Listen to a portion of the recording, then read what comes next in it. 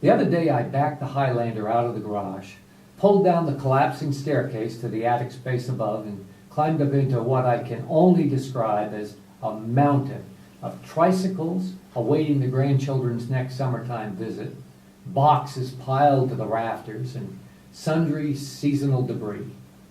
The tub containing the poles and pieces to the bird feeder that I plant out in the front yard each year after the bears have hibernated and before the ground freezes was just out of reach. I contorted myself, straddling boxes and leaning precariously over trikes and the child's riding fire engine, just to the point where I could touch the squirrel dart on the top of the box. Extricating myself empty-handed without falling back down the staircase hole was challenge enough without trying to retrieve the bin or any of its contents.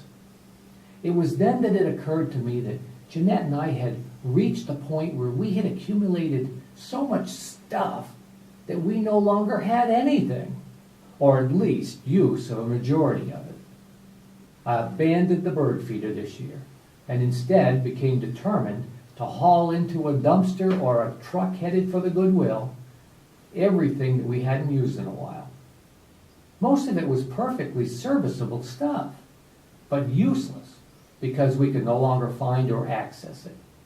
It was either clear it out or rent off-site storage space, and I wasn't about to go down that slippery slope.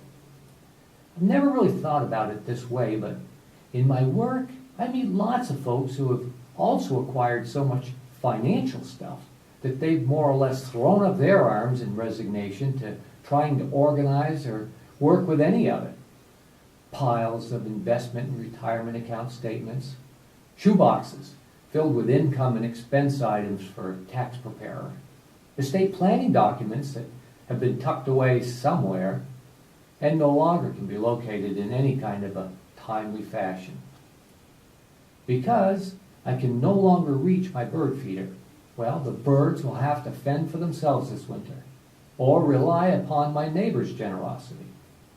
And unless we get our financial affairs in order, we may be left fending for ourselves in an uncomfortable manner during a long and cold retirement.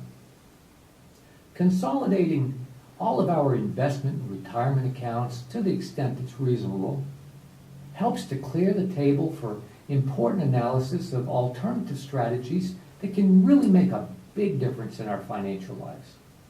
Optimizing Social Security benefits is one example.